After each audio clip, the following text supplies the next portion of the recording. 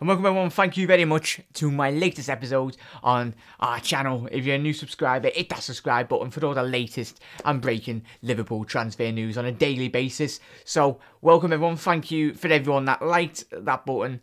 The like button on the last video and you all smashed it is very much appreciated. If you want to do the same, I'm not saying do it, but if you want to, that would be very much appreciated. Nice one.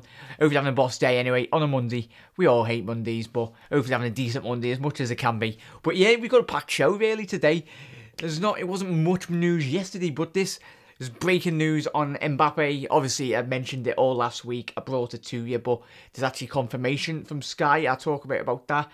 Frank de Boer, I'll talk what club he's gone to, but he's a manager that was linked with Liverpool 5 seasons ago, just before we got Brendan Rodgers. I'll talk a little bit about that. There's news on Alberto Moreno in the Swansea, in the Welsh press today.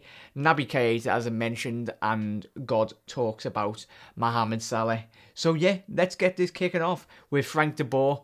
It says in the Liverpool Echo, Frank de Boer finally gets his Premier League job 5 years after Liverpool talks. Obviously, he previously had talks in the time, obviously, when Kenny left. But Liverpool were looking at him as Frank de Boer has finally made his Premier League 5 years after he was sounded out for the Liverpool job. The Dutchman was today unveiled as a new Crystal Palace manager after being appointed Sam Allardyce's successor. When I seen this, I was a bit like, whoa, bit mad. Frank de Boer, obviously, the former Ajax man, spent 3 years.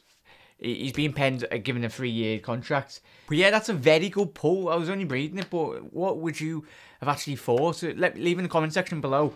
Back before we appointed Rodgers, would you have actually seen? Would any of you wanting Frank de Boer to actually join Liverpool Football Club as a manager? He sounded out, as you mentioned, by FSG.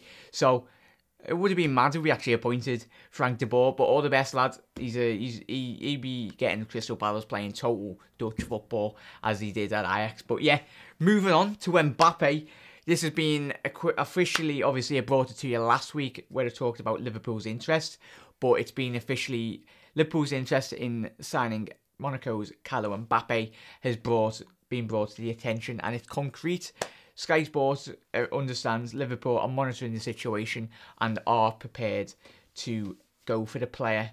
But it says here in the article, I'll leave it so you can read it later, but it's only the case Liverpool would love to go to him. It says in here, we'd love to go for Mbappe, but it's the case of Liverpool knowing that Monaco would.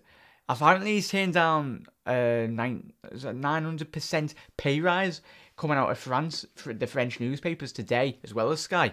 That is ridiculous. He's only 18, but Liverpool can see that his main destination is Real Madrid, that he personally, as a player, wants to go to Real Madrid, but actually see what happens with Ronaldo and Mbappe, as I've mentioned in one of the previous episodes. But it's very good. I like the way in which we're actually interested and we're showing our interest, and we're actually going to Monaco directly. It does say in there, obviously Sky and all that are very, very much reliable. Not completely reliable, but they are looking into it, and Liverpool have showed very much an interest. It just depends on, they know he wants to go to Real Madrid, and Liverpool are like, well, we can't do nothing more than if he actually is his first choice is going to Real Madrid. Liverpool can't stand in his way. But yeah, I'd love, as we'd all love to see Kylian Mbappe, and we've talked about in the comment section loads of us. If you haven't got involved in the comment section, get involved right away. But yeah, we've talked about in the comment section the defence.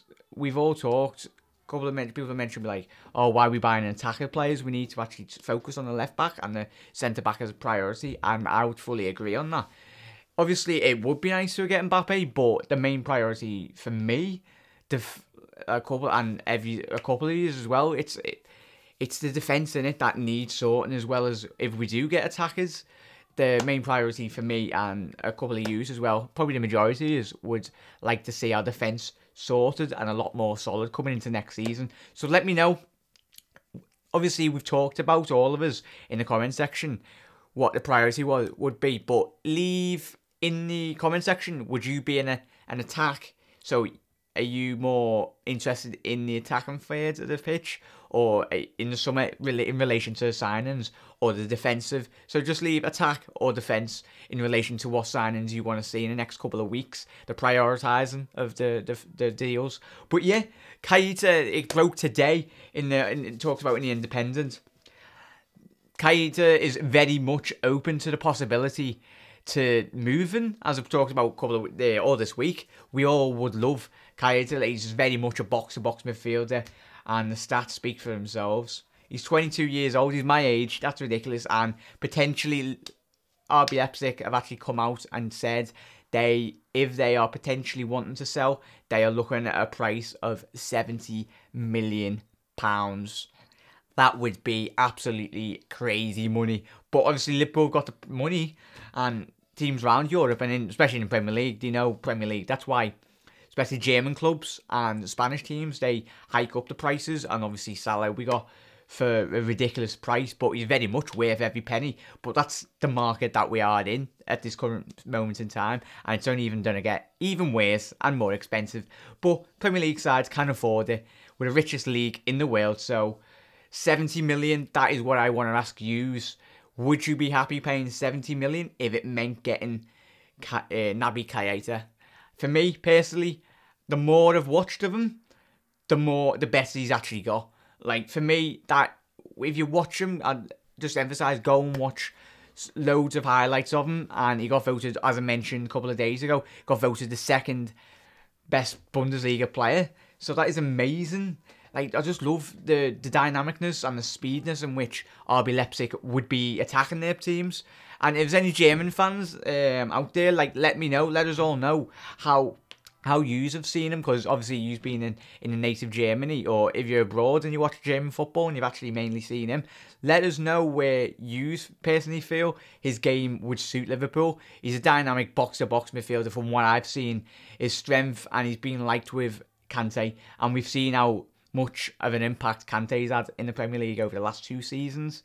But for me, 70 million, it might sound like a lot, but for what he could do in the long run for our midfield, yeah, a couple of you mentioned we've got too many midfielders. Do you think that we've got too many midfielders? If so, if we did bring Keita in, the possibility of which midfielders would you let go? Obviously, Lucas looks like he's very much going, and there's other midfielders, so let me know in the comment section. But for me, Van Dijk I'd love, and him, obviously. But for me, the more I've watched of him, as I mentioned, he would be one of our best signings in a couple of years. I'm putting my neck on the line, but I can see him very much fitting into our team.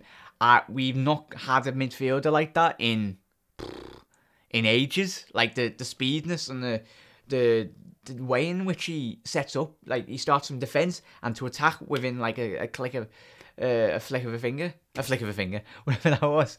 Yeah, but like the speedness. So check that out. There's a quality article on the Independent on Naby Keita. It's very much more in depth, but I just wanted to pick out the 70 million price tag. Potentially that if we were going to go. So that would be 140 million if we do get Van Dijk and we do get if we do meet the prices of those two, that would Liverpool are getting quoted. But for you as well, another question: 140 million. Would you pay 140 million if it meant getting Naby Keita and Virgil van Dijk through the door and in this Liverpool team? So let me know down below. So yeah, like Mohamed Salah, God, aka Robbie Fowler, talks about Salah is a good start now for the rest. This is from Anfield HQ, quality site. And on Twitter as well, so definitely recommend them for all your Liverpool news. I love all like the tweets. They're very much a quality source of information from Liverpool Football Club, quality journalists as well. This is from Jack Sear. Former Liverpool striker Robbie Fowler believes the Reds must now kick on in the transfer window after securing the record signing of Mohamed Salah. As always, I'll read half of it and I'll leave the other half for you to discover in the description down below, so definitely check this one out as well after you've looked at the the Keita one. So yeah, securing one of Serie A's star performers representing excellent business and a good start to the window for Liverpool. But Robbie Fowler is adamant that Klopp's side must use their Champions League qualification. Not yet, Robbie. to their advantage and make significant upgrades to their squad in several areas. He goes on to say, "I'll be blunt about it. Everyone in football knows Jurgen Klopp's first XI, obviously 11, is as good as any. There's no denying that. But beyond the team, the squad is a bit threadbare. I won't say weak, because that's injustice to the lads in the squad. But in reality, it's to challenge. If you want them to challenge for the titles, they need to sign more players who can take them up a level. They are close. I really feel that. But with all the main rivals spending bigger money, they have to be perfect in the transfer window this summer, or it will be another spectacular lost opportunity." He's very much right, Robbie. There's so much more of this interview. I won't bore you with the whole interview. Well, it won't be boring, but I'd rather you've discovered it. But he's very much... It feels... I don't know. Let me know if you feel the same. For me, personally, there's a feeling round this season. Everyone goes, Liverpool fans, it's always our year. But I'm not saying that the famous quote, or the everyone loves to throw at Liverpool fans, as we always do. But, like, for me personally, if we do get these signings right, and Jurgen, we all trust with getting the signings in, it could all click into place.